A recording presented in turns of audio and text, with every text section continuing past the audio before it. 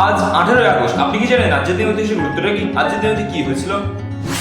আজকের দিনে 1804 খ্রিস্টাব্দে ফ্রান্সের সংসদ সিনেটে এক আইন পাশের মাধ্যমে নেপোলিয়ন বোনাপার্ট সে দেশের সম্রাট রূপে আত্মপ্রকাশ করে। আজকের দিনে 1945 খ্রিস্টাব্দে তাইওয়াগো বিমান দুর্ঘটনায় নেতাজি সুভাষচন্দ্র বসু মারা যান বলে খবর প্রচারিত হয়, যদিও এর সত্যতা সম্পর্কে অনেকের সন্দেহ রয়েছে। আজকের দিনে 1958 খ্রিস্টাব্দে ব্রজেন দাস প্রথম বাঙালি ও প্রথম এশীয় হিসেবে ইংলিশ চ্যানেল সাঁতার কেটে অতিক্রম করেন। আজকের দিনে 1700 খ্রিস্টাব্দে প্রথম বাজিরাও জন্মগ্রহণ করেন। তিনি হলেন একজন বিখ্যাত মারাঠা সেনাপতি। তিনি মারাঠা সম্রাট শাহুর প্রধান সেনাপতি ছিলেন। আজকের দিনে 1794 খ্রিস্টাব্দে জন ক্লার্ক মার্সম্যান জন্মগ্রহণ করেন। তিনি হলেন একজন ইংরেজ সাংবাদিক এবং ধর্মপ্রচারক। তিনি শ্রীরামপুর কলেজে শ্রীরামপুর তৈরির একজন ছিলেন।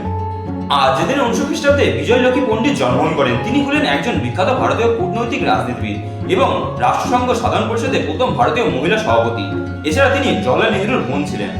আজকের দিনে 1934 খ্রিস্টাব্দে গুলজার জন্মগ্রহণ করেন। তিনি হলেন একজন বিখ্যাত ভারতীয় কবি, সুরকার এবং চলচ্চিত্র পরিচালক। তিনি মূলত হিন্দি ভাষায় তার সাহিত্য রচনা করতেন। আজকের দিনে 1227 খ্রিস্টাব্দে মঙ্গল নেতা চেঙ্গিস খান মারা যান। তিনি ছিলেন একজন বিখ্যাত বা কুখ্যাত ইতিহাসের প্রসিদ্ধ একজন সেনাপতি বা সেনাধ্যক্ষ। আজকের দিনে 898 খ্রিস্টাব্দে রামতনু লাহিড়ী মারা যান। তিনি ছিলেন একজন বাঙালি সমাজ সংস্কারক এবং শিক্ষা সংগঠক। আজকের দিনে 1945 খ্রিস্টাব্দে সরলা দেবী চৌধুরানী মারা যান। তিনি ছিলেন একজন বিখ্যাত ভারতীয় বাঙালি বুদ্ধিজীবী। ভিডিওটা কেমন হলো সেটা কমেন্ট বক্সে কমেন্ট করে জানান। ভিডিওটা যদি ভালো লেগে থাকে তাহলে একটা লাইক করে দেবেন। ভিডিও থেকে যদি আপনি নতুন কোনো তথ্য জানতে পারেন তাহলে আপনি আপনার প্রিয়জনদের শেয়ার করে তাদের জন্য সুযোগ করে দেবেন।